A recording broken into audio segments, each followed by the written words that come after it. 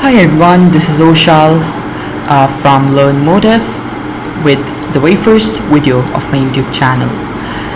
So आज की video है हमारी anatomy from Grey's Anatomy and it is from the upper limb series. One of the very important things to learn is movements at different joints ताकि जब आगे जाकर muscles bones और फिर आगे जब हम मुख्तलिफ डिफॉर्मिटीज़ को पढ़ेंगे और सीखेंगे तो हमें पता चल सके कि जो डिफरेंट मूवमेंट्स हैं वो किस तरह से की जाती हैं और हमारी कौन सी मूवमेंट किस तरह से अफेक्ट होगी. So let's begin. हमारे अपर लिम्ब में मेजरली 3 जॉइंट्स हैं. Majorly the number 1 is the shoulder joint और the glenohumeral joint, this joint. The second, this is for the arm, the movement at the arm. The other one is the elbow joint, जो कि हमारी distal forearm और the forearm पर हमें movements provide करता है. फिर उसके बाद है हमारा wrist joint जो हमारी hand movements में help करता है. And then हमारे जो digits हैं और हमारा जो hand है उसके अंदर different digits होते हैं, different carpals, metacarpals and we have phalanges. So उनकी movements में जो different joints होते हैं आज हम उनकी movements को देखेंगे और समझेंगे ताकि हम उनको याद रख सकें.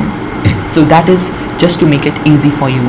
First of all हमें कुछ concepts जहन में रखने हैं. एक ये कि हमारी body को अगर हम bifurcate करें तो हमें एक middle line या mid line की ज़रूरत होगी. तो कुछ मूवमेंट्स ऐसी होती हैं जो कि towards and away from the mid line होती हैं. कुछ ऐसी होती हैं कि जिनमें एंगल्स होते हैं, यानी कि एंगल कम हो रहा हो, एंगल बढ़ रहा हो. तो इन चीज़ों को जहन में रखते हुए आज हम मूवमेंट्स को स्टडी करेंगे. So let's begin with the very first joint of our body of the upper limb. This is the shoulder joint और द ग्लेनोह्यूमरल जॉइंट. अब हम अगर देखें तो बेसिकली ये हमारी मिड लाइन है, starting from the cranium towards the end of the vertebrae, the coccygeal vertebrae. ये हमारी मिड लाइन है. अगर मैं, और ये हमारा पोस्टीरियर व्यू है, अगर मैं अपने इस बाजू को ऊपर की तरफ ले जाऊं और that will be away from the mid line तो ये एबडक्शन कहलाएगी. एबडक्शन. अगर मैं इसे वापस towards the midline ले आऊँ तो ये adduction कहलाएगी. Then the other thing is protraction and retraction. Protraction is basically जब हम कुछ पकड़ने के लिए कुछ यानी कि हमें कुछ पकड़ना हो तो हम जब अपना हाथ आगे को बढ़ाते हैं तो that is basically protraction. इसी तरह मैं इस हाथ को पीछे की तरफ ले जाऊँ, दैट इज़ रिट्रैक्शन. इस फिनोमेना को ऐसे समझा जा सकता है कि एक कुकिंग पॉट है जो कि ओवन पर रखा गया है, उसे पकड़ना है तो उसे पकड़ने के लिए जब मैंने हाथ आगे को बढ़ाया तो वो मूवमेंट कहलाएगी प्रोट्रैक्शन.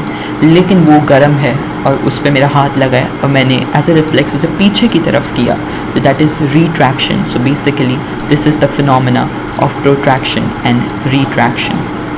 इसी तरह हम नेक्स्ट मूवमेंट्स को देखें तो दे विल बी दीज. मैंने आपको बताया. अब ना उसको एंटीरियर व्यू से देखा जाए तो we have this abduction away from the mid line and when we move back, इस हाथ को वापस टूवर्ड्स द मिड लाइन जाएँ तो ये एडक्शन है. इसी तरह से now we have another thing that is flexion and extension. Flexion and extension का फिनोमेना एंगल्स का फिनोमेना होता है. यानी कि जैसे कि आपने देखा कि अगर हम एंगल को कम करते हैं तो वो कहलाता है एक्यूट एंगल, और एंगल को बढ़ा दें तो that will be towards straight और ऑब्ट्यूस एंगल. तो इसी तरह से अगर ये आपका जो एक नॉर्मल आपका, for example this is 90 degree, मैं यहाँ से इसको 90 डिग्री बना दूँ दिस, तो ये आपके ये एंगल कम हो रहा है. The hand is moving towards your body, towards yourself. ये 90 डिग्री से कम है, दिस इज़ फ्लेक्शन. लेकिन यही 90 डिग्री के बाद हो पीछे की तरफ नीचे की तरफ, ये होगा एक्सटेंशन, यानी कि एक एक्सटेंडेड पोजीशन में है, ठीक है। इसी तरह से अगर हम देखें कि ये हाथ इन अ सुपिनेटेड पोजीशन, हम देखेंगे कि आगे सुपिनेशन क्या होती है, लेकिन ये देखें it's towards your mid point. अगर इस पूरे हाथ को इसी पोजीशन में मैं टूवर्ड्स द मिड पॉइंट ले जाऊं तो यह मीडियल रोटेशन कहलाएगी, टूवर्ड्स द मिडल। और अगर मैं इसको साइड पर ले जाऊं तो वो लैटरल रोटेशन कहलाएगी, क्योंकि lateral and side are synonymous. तो this will be lateral rotation, this will be medial rotation. इसी तरह से अगर मैं इन चारों मूवमेंट्स को साइमल्टेनियसली मिलाकर करूं तो वो कहलाएगी circumduction. Circumduction means in a circular way, a circular movement. इसी तरह अगर हम, ये हमारी हो गई आर्म की मूवमेंट्स। अगर हम अपनी फोर आर्म की मूवमेंट्स को देखें तो फोर आर्म की मूवमेंट्स होती हैं आपके एल्बो जॉइंट पर, एंड एल्बो जॉइंट पे आपको सिर्फ दो मूवमेंट्स मिलेंगी। क्यों? आपको शोल्डर जॉइंट पर ज़्यादा मूवमेंट्स इसलिए मिलेंगी क्योंकि यहाँ पर होता है ball and socket joint. This is one of the most movable and the mobile joints. अगर हम एल्बो जॉइंट देखें, elbow joint is actually a hinge joint, and hinge joint पे आपको सिर्फ और सिर्फ दो मूवमेंट्स मिलती हैं, that is flexion and extension. मैंने आपको बताया कि अगर यहाँ से मैं 90 डिग्री निकालूँ तो ये आपका एंगल कम हो रहा है। You can see your palm, so this is a flexed state और फ्लेक्शन। अगर इसी हाथ को मैं एक्सटेंड कर दूं इन आर नॉर्मल एनाटॉमिकल पोजीशन तो ये एक्सटेंशन कहलाएगी, ठीक है। नाउ ऊपर हमने बात की सुपिनेशन की, तो basically in this normal anatomical position when your palm faces forward और when you can see your palm or the anterior view, that aspect or that posture is the supinated posture and that movement is supination. अगर इसी को मैं उसी movement में रहते हुए turn कर दूँ so that I can see my nails, I can see my knuckles, तो वो कहलाएगी pronated position और pronation. इस phenomena को हम आगे bones discuss करते हुए भी पढ़ेंगे. Now moving onwards, I told you कि इनके अलावा we have some other joints as well. The third joint is the wrist joint. The wrist joint. Let me show you that. Just a moment. Alright. So यहाँ पर जो movements होंगी again, यहाँ पर हमें पहले तो एक midline देखें from the middle finger. So this is abduction. This is away from the midline, and again if we move it towards the side, this is adduction, away from the midline.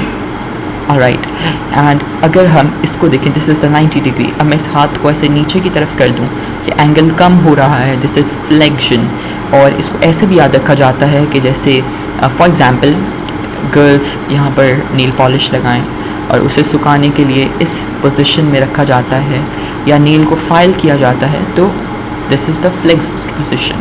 इसी हाथ को अगर हम पीछे की तरफ करें, अपने आँखों की तरफ हम इसे देखना चाहें उन नेल्स को, this is the extended position. So ये सिर्फ आपको याद रखने के लिए बताया गया है, the way I actually remember it. और जब मैंने आपको बताया कि इन चार मूवमेंट्स को हम मिलाकर किसी भी जॉइंट पर करेंगे तो वो कहलाएगी सर्कमडक्शन. इस रोटेटरी मूवमेंट को आप देख सकते हैं. इसी तरह जब हम आगे बढ़ें तो we have some other joints as well, and those are the metacarpophalangeal and the interphalangeal joints. What happens is, देखें ये जो है आपकी phalanges हैं, these are your phalanges, these are your metacarpals and these are your carpals. So the joints between the carpals and the metacarpals are your metacarpophalangeal joints, and the joints between your phalanges are the interphalangeal joints between the phalanges. Now if you can see कि आप अपनी fingers को अपनी mid line से दूर करें तो ये abduction कहलाती है, इसे towards the mid line करें adduction कहलाएगी. Flexion and extension I already told you. अगर इसी को हम आपके interphalangeal joint पे देखना चाहें तो वो इस तरह से होगा कि आप सिर्फ अपनी फिंगर को आप अपनी इस पोजीशन इस पॉइंट ऑफ फिंगर को नीचे की तरफ लेकर जाएंगे, यह फ्लेक्शन कहलाएगी. लेकिन इसी को जब आप एक्सटेंड कर देंगे तो एक्सटेंशन कहलाएगी, and this extension will be at your interphalangeal joint. And जब हम जॉइंट्स को डिस्कस करेंगे तो यू विल बेटर नो कि जॉइंट्स को हम किस तरह से स्टेट कर रहे हैं कि कौन सा जॉइंट कैसा है in your hand. I know this is a complex thing to understand, but it will be easier for you to understand further. So this was about your joints. One thing more that's left to be discussed will be one thing more, and it will be the movements at your thumb. So let's quickly move ahead towards that part, and that's this. अगर आप अपनी thumb की movements को देखें तो मैंने आपको बताया कि आपकी मिड लाइन है, ये आपका थंब है एट 90 डिग्री, ये आपका नेचुरली 90 डिग्री पर ही होता है. अगर आप इस थंब का एंगल कम कर दें, यानी कि छोटा कर दें, नीचे की तरफ कर दें, ये आपका हो जाएगा फ्लेक्शन. इसी को अगर आप पीछे की तरफ कर दें, जिस तरह आप नील्स को कट करते हैं, अपने थंब के नील को कट करते हैं, तो that will B, this will B, और ट्रिम करते हैं तो this will be your extension और एक्सटेंडेड पोजीशन. इसी तरह से अगर इसको मैं away from the mid line ले जाऊँ, यानी कि इसको मैं इधर से इधर ले जाऊँ, this will be your extension, abduction sorry. और इसी को मैं अगर वापस से इसकी नॉर्मल पोजीशन पे ले जाऊँ, that will B adduction. And अगर मैं इसी थंब को अपनी लिटिल फिंगर से जॉइन करूँ तो that will be called as opposition of thumb. या अगर मैं इसी थंब को किसी भी फिंगर से जॉइन करूँ, उसकी टिप को, that will be called as the opposition of thumb. So that was about it, and if you have any further queries you can just drop them down in the comment section or let me know through my email so that I can respond you back. Thank you so much for watching the video and take care of yourself. Until next time, bye bye.